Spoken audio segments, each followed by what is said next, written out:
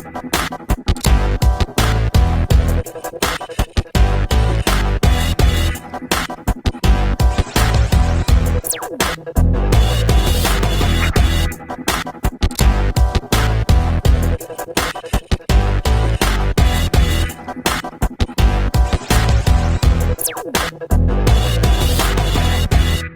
falar sobre um assunto bastante interessante, um assunto de introdução ao Python.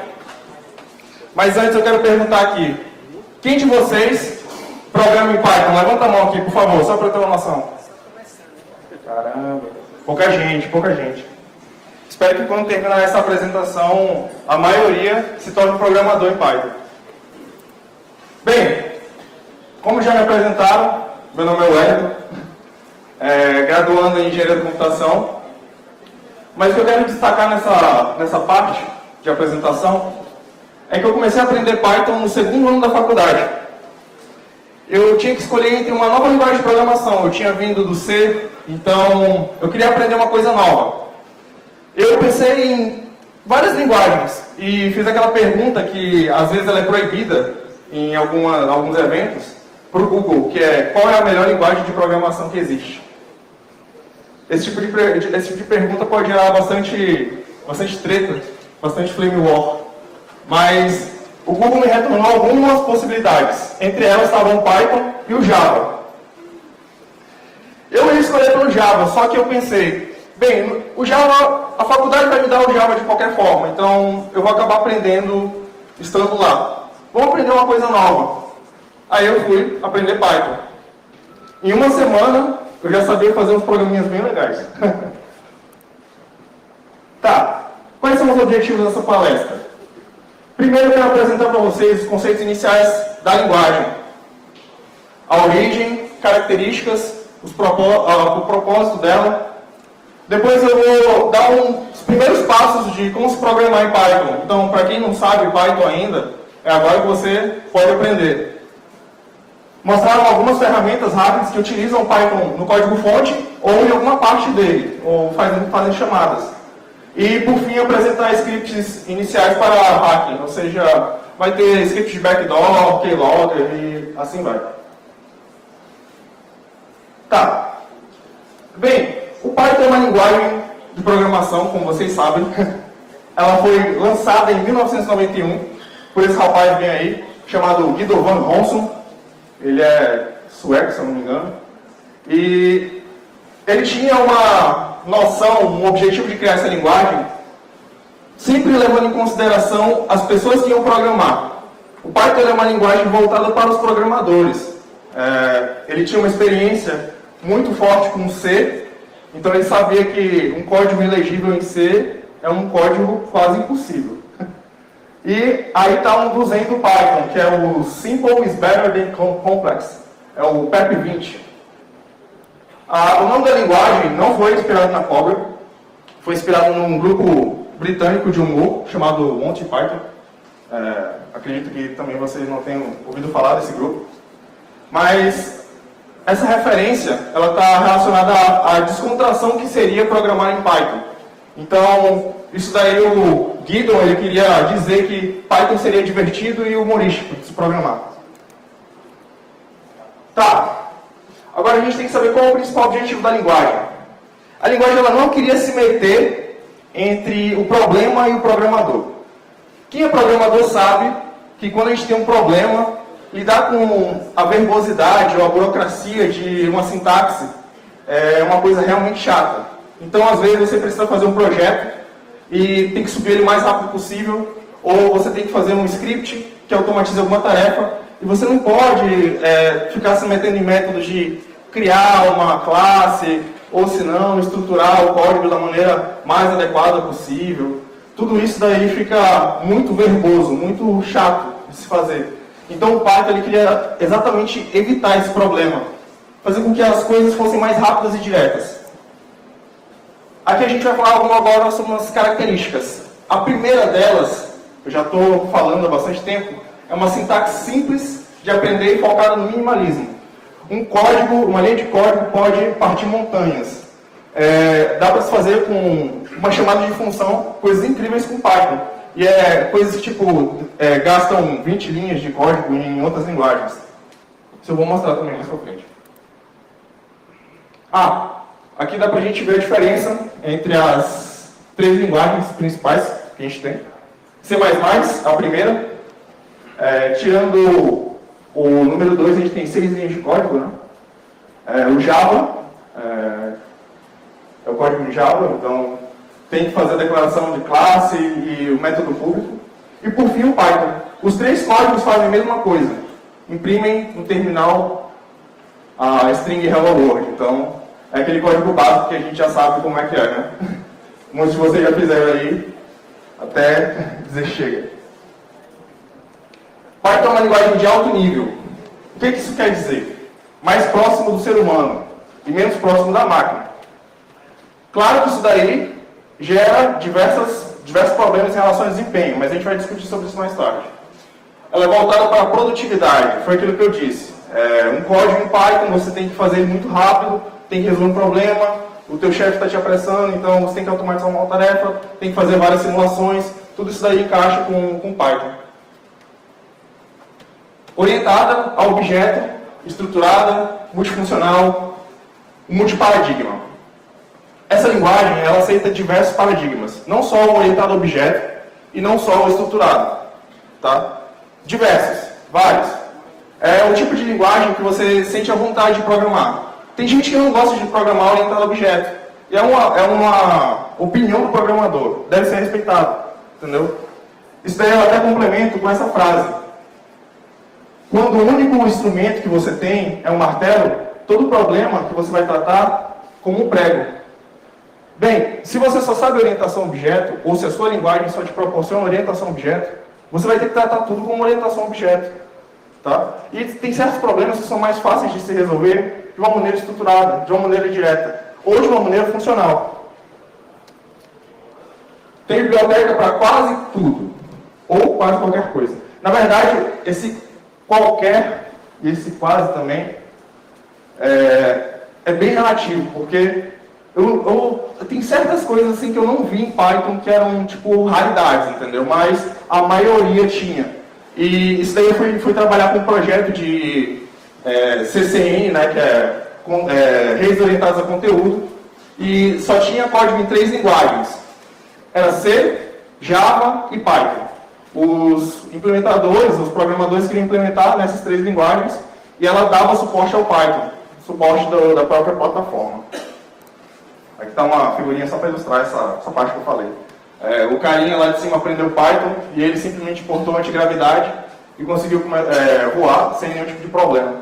Isso daí é bem interessante porque é como se fosse a realidade do Python. Você consegue importar muita coisa no seu código e fazer exatamente isso, sem nenhum tipo de problema, sem nenhum tipo de empecilho para lidar com o problema, para lidar com a coisa que você quer resolver.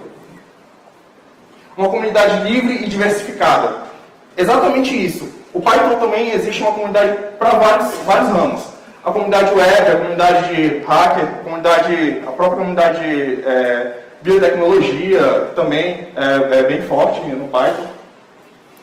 Um dos maiores exemplos que eu posso dar é o Python Brasil, que no Facebook é uma comunidade que reúne diversas pessoas e lá sempre tem uma troca de experiência muito legal. Eu participei da Python Brasil no Facebook, não no evento.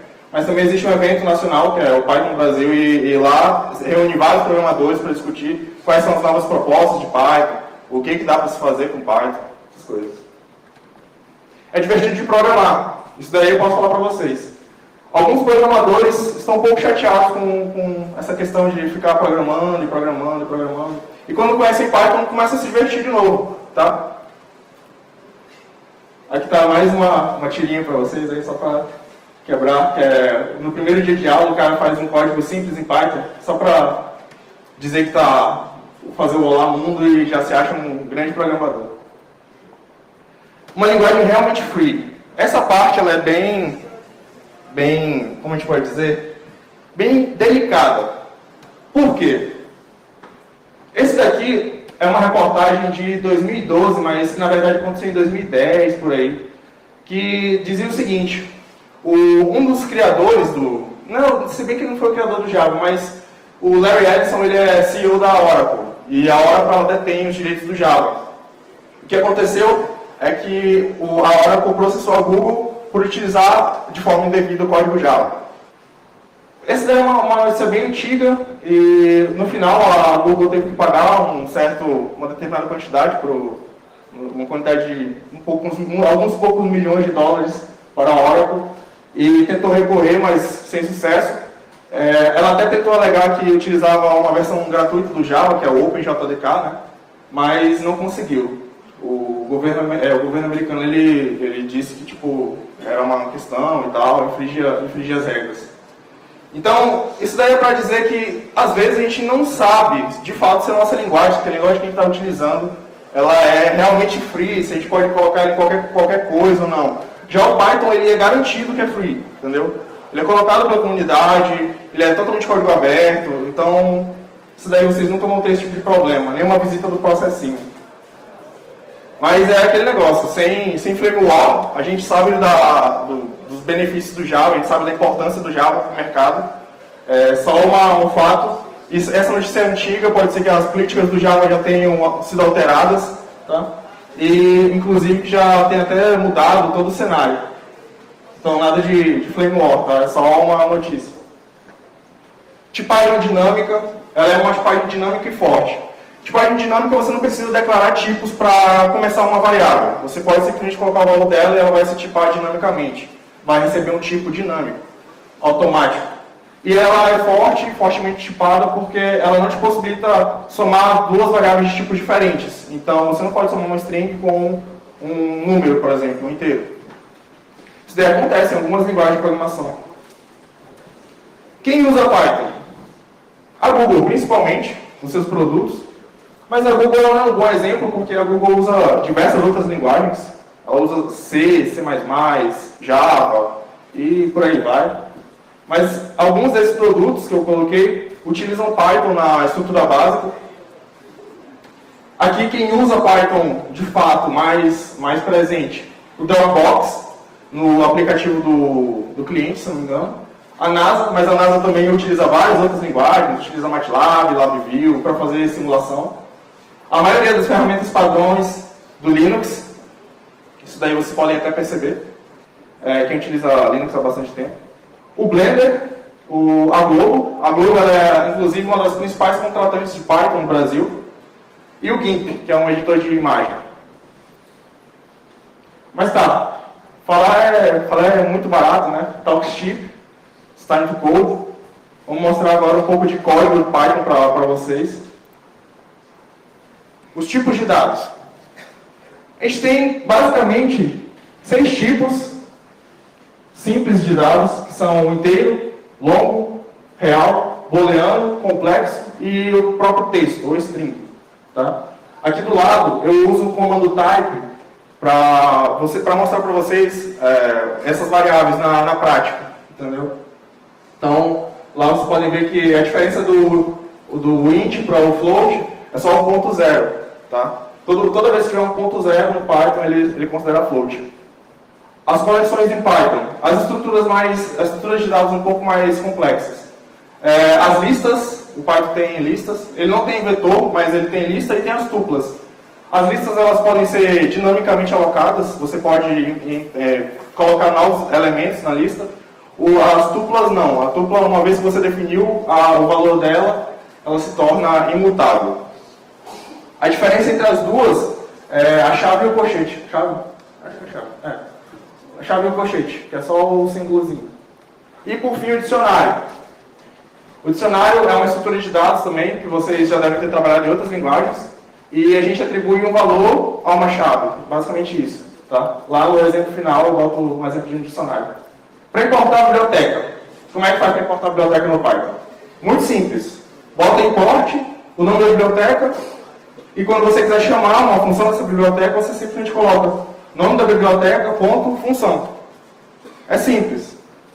Instalando bibliotecas, o jeito fácil, o jeito bem simples, no Linux principalmente, usando o gerenciador de pacotes, o pip. Você coloca um sudo pip install algum pacote, ele vai lá e vai instalar todas as dependências desse pacote, sem nenhum tipo de erro, algo assim, porque ele instala todos os pacotes necessários para rodar aquele pacote. Então, é bem interessante. Mas, antes de eu falar, de eu continuar essa parte do IND Control, né, falar sobre essa estrutura de controle, eu quero só falar uma coisa muito importante no Python, que o pessoal odeia, que é a questão da indentação. Então, eu vou perguntar para vocês aí, alguém sabe o que esse código representa ou significa? Vou deixar no tempo. Tá bom, já foi. Vocês podem perceber que o código está bem zoado, né? Sem indentação, pois é.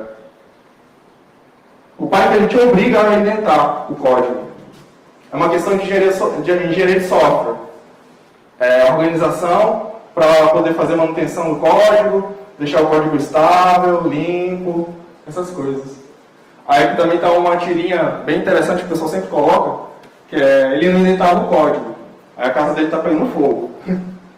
E você, indenta? Quem é que tem o costume de indentar o código? Por favor, levanta a mão. Pois é, toda vez que eu faço essa pergunta, muita gente levanta a mão, mas eu percebo que mesmo assim os códigos não estão vindo indentados. Alguma coisa está acontecendo. Tá, falando agora sobre as estruturas de controle. No Python, a gente tem basicamente três estruturas principais, que é a estrutura de decisão, a estrutura de repetição, que a gente coloca o if, o for e o while, mas é basicamente isso. O if, a gente vai ter o if, o else e o else, e na estrutura de repetição, a gente vai ter o for e o while. Eles vão servir para a mesma coisa que a gente faz nas outras linguagens. Tá? Aí eu coloco um exemplo de if, if, else e if, if e else, mas eu vou colocar aqui um exemplo de for e while no terminal. No Linux, pelo menos na maioria das distribuições, o Python ele já vem instalado. Então, vocês podem acessar ele simplesmente digitando o comando Python.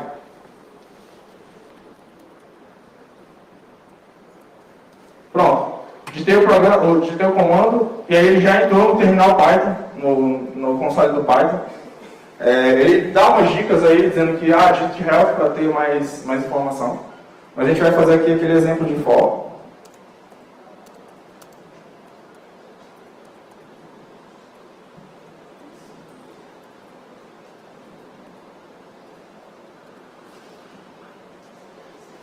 Aqui, nessa linha, está todo mundo conseguindo enxergar? Tá? Beleza.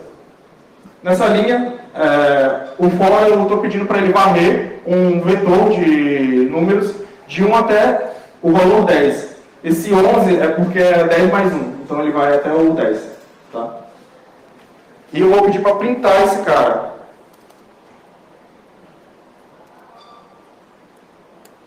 Pronto. Aqui você pode ver o resultado. Ele imprimiu o valor de 1 até 10, tá? Fazendo aquela inversão com print e integrando, né? É assim que faz o for no Python. Esse é o for mais básico.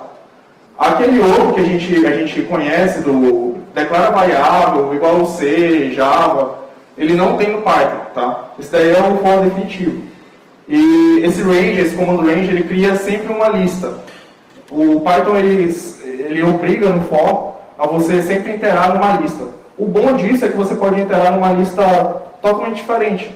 Você pode colocar uma lista de frutas e pedir para ele interar dentro dessa lista. Ele vai printar, por exemplo, a gente cria uma lista de abacaxi, pera e maçã. Aí na primeira ele vai printar abacaxi, na próxima pera, na próxima maçã. Agora, o exemplo do while. No while, a mesma estrutura, que a gente já está, como a gente diz, familiarizado. A gente coloca uma condição para que ele possa executar. Deixa eu criar uma variável primeiro. Aqui.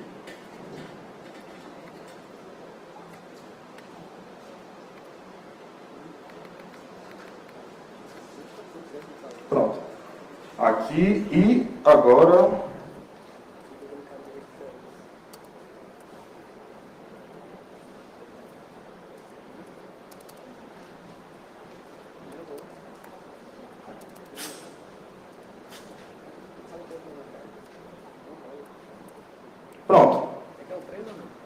eu pedi para incrementar o valor do Python, ou o valor de W, da variável W que eu criei.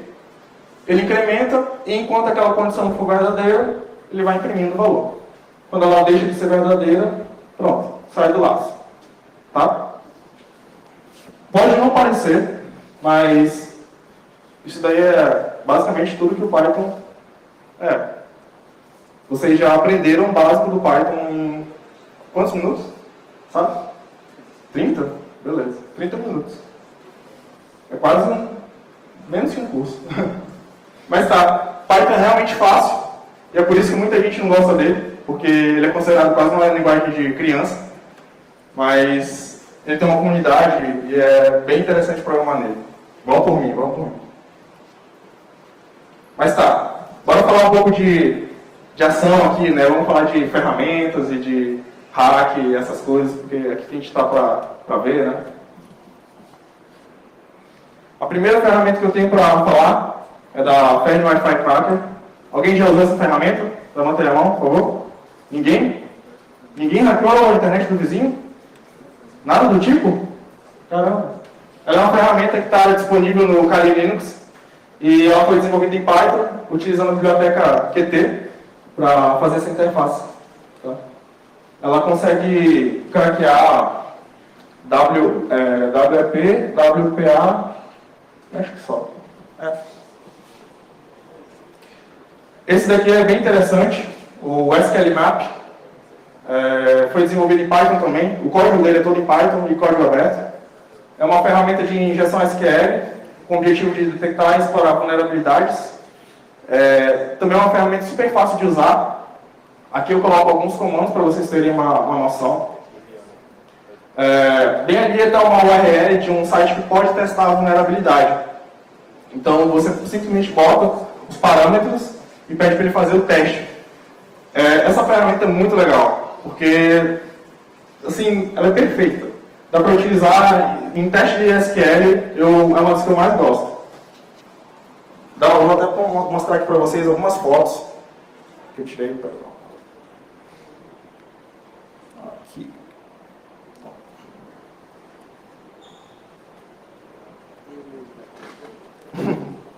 Não, sem dúvida. Tá aqui. Pronto. Aí tá. Aqui é o comando sendo executado no terminal, né? O resultado que ele vai gerar, ele vai trazer um banco de dados. Aqui do lado é o outro comando. Agora que a gente quer pegar as tabelas desse banco de dados. Aí ele vai retornar para a gente esse valor, esses valores bem aí. Artistas, cards, tag, essas coisas. A gente pede as colunas da tabela usuário. Ele retorna esses valores. E aí a gente só pega o que a gente quiser, as informações que a gente quer dessa tabela, dessa coluna.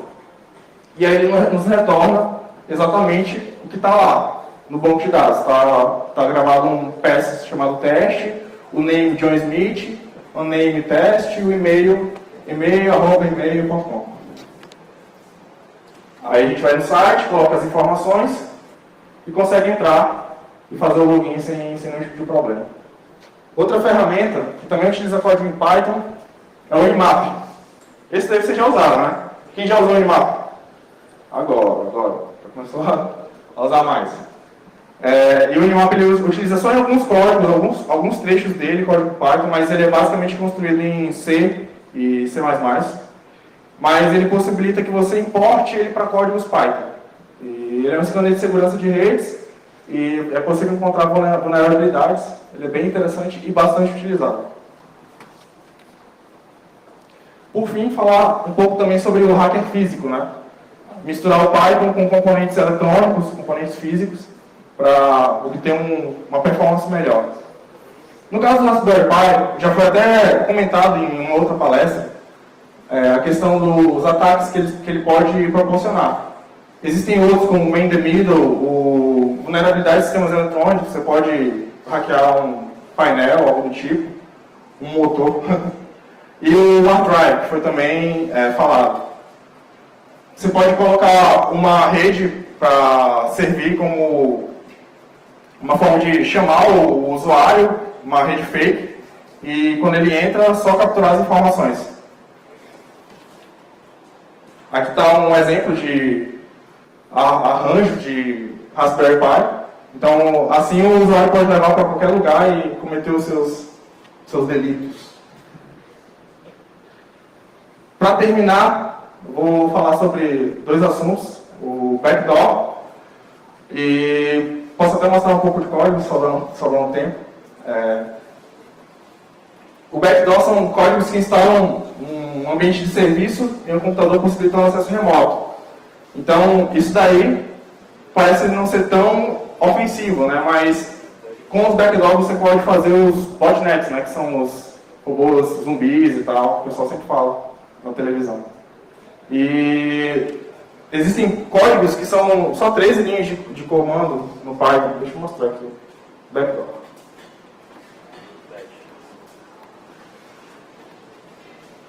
Aqui.